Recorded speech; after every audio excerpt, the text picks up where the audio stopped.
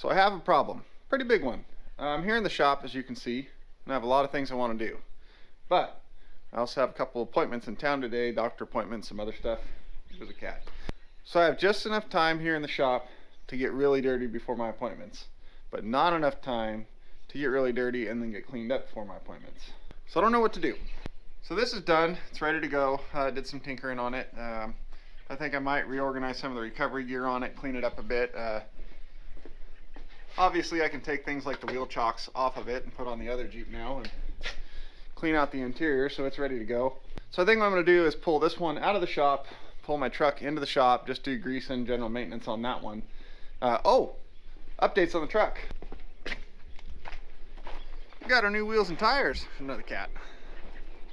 So these are the new 19" 5 Vision Highway Hauler rims on the 19.5 by 265 Hankook tires. They're like a 35-ish. These are an ice and snow rated tire, so should do really good in the weather here. They're also weight rated for what I need when I'm towing something heavier on the wheel lift. Even though it's not duals, with that wheel lift maxed out to its rating, I'm good on tire rating with these tires. They're gonna ride stiff, but they're rated for the weight. And since we're right here talking about the back end of this truck and that wheel lift and these tires and such things, let's address the airbag issue.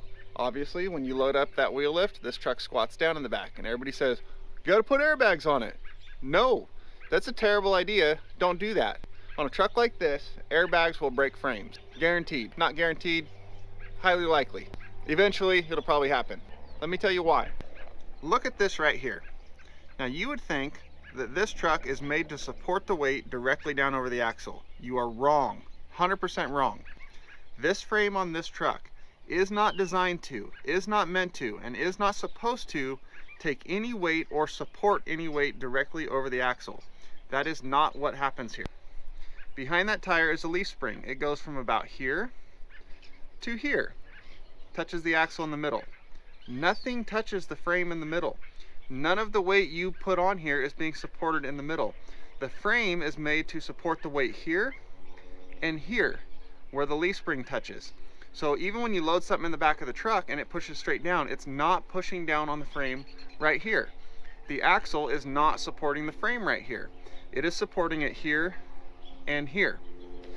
Now you might say, what about that gooseneck hitch in the back that puts all the weight right here in the middle? No, it doesn't.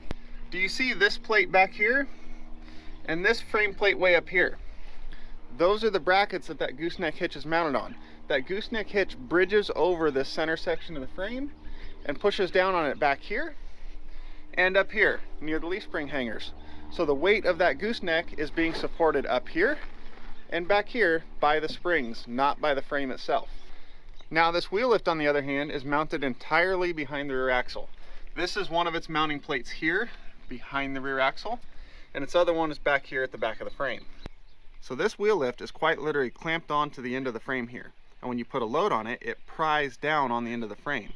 It does not push straight down on the back of the truck like a load in the bed or the gooseneck hitch does. And as we've seen, both of those do not push straight down on the axle. They push down back here and up here where the leaf spring mounts, which is why a lot of the companies that sell these extended wheel lifts will not sell them to you or install them on a truck that has coil springs, because that leaf spring being way back here is your last point of support.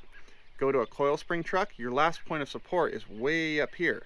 Those trucks are designed to support the load directly over the axle, but that leaves all this frame completely unsupported, and you put one of these wheel lifts on it, you're gonna snap it. But in our case, with leaf springs, once you pry down on this, the fulcrum point that's bending on this frame is not the axle. It is the rear leaf spring mount right here. So it's prying down on the end.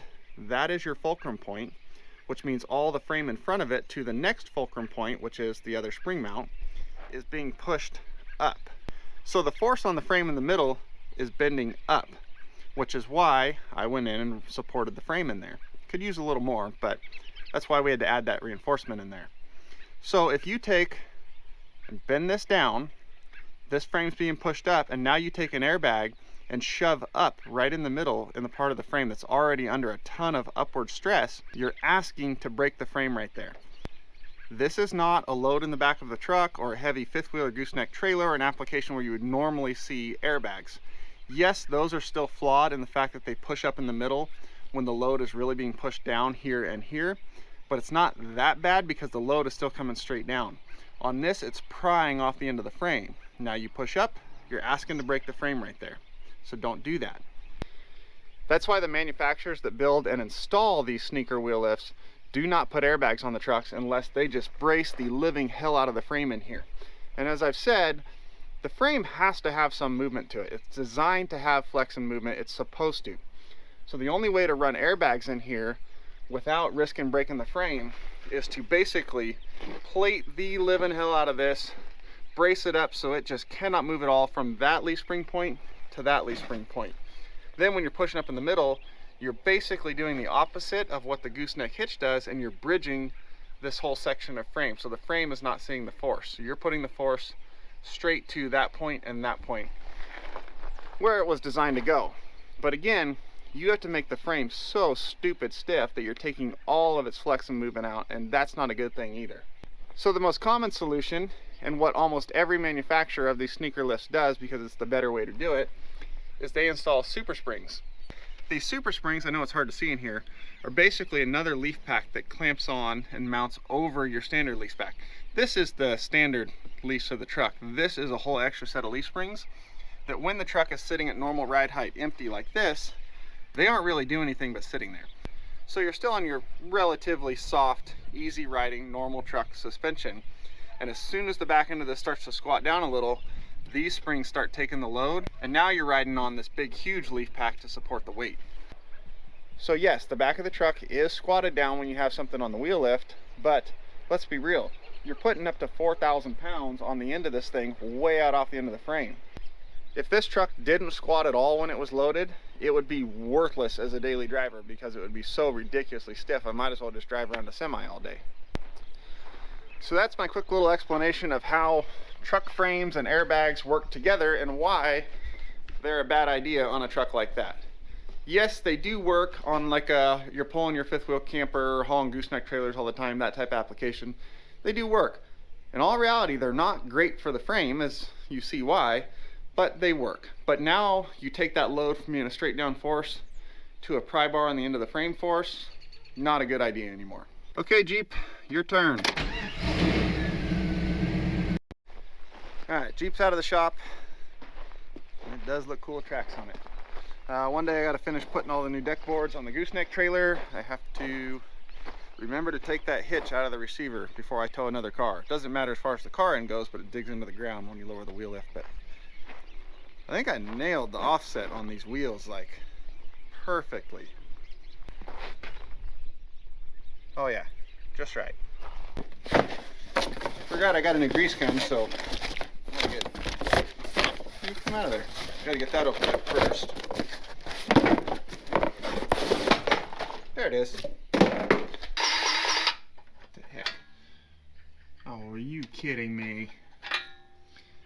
The Zerk fitting just broke off the U-joint and is now stuck in the end of the grease gun.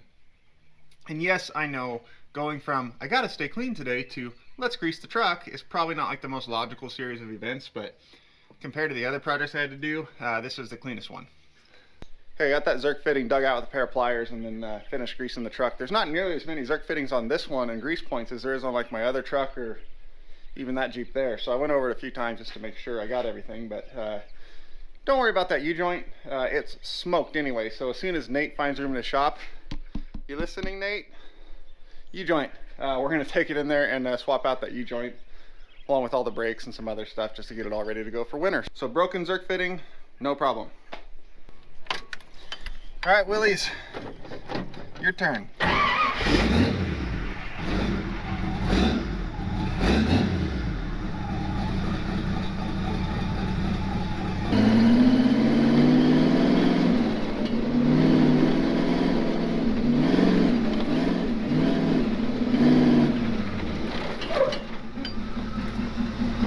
We're here. Well, finally, a vehicle that actually fits in the shop and has room to work around it. That's a nice change. All right, so the plan here, as you can see, there's this rear cross member, then there's this top plate, and back here there's another cross member. So what I'm gonna do is notch out this cross member with the plasma cutter, up to the level of that rear plate. Then take this piece of receiver tube and slide it into that notch all the way back to that rear cross member. It'll sit right about there, but flush in like that. And that'll give me a receiver mount right here. I can put the receiver mount winch on the back, and then also I'll have a hitch point or anything else I need on the back. So that'll come in really handy. Alright, tinker time on the Jeeps is done for now, so I'm heading into town to go to my appointments, and then I actually have to go to work after that, so that's a bummer.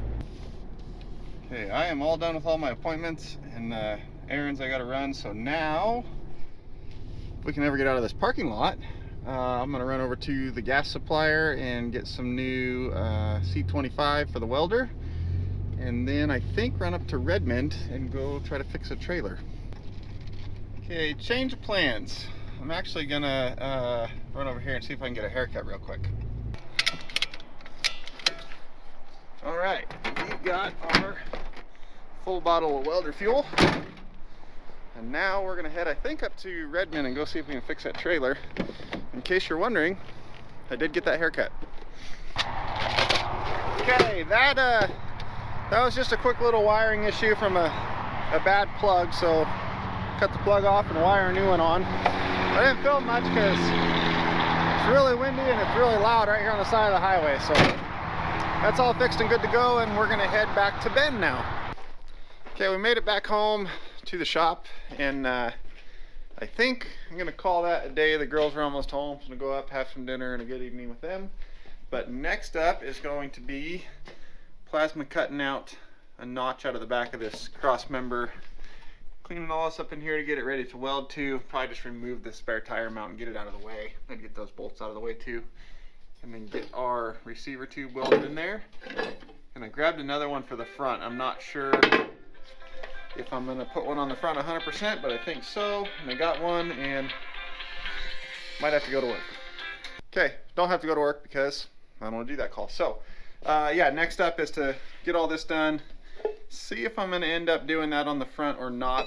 I think I am. It'd be the handiest way to go, the most useful for all the different weird situations you end up in. So pretty sure that's what I'm gonna do. We'll have to fabricate some extra support up there, but that's no big deal. So for now, that is gonna be it for this video. Hope you guys enjoyed that one, and we'll see you on the next one.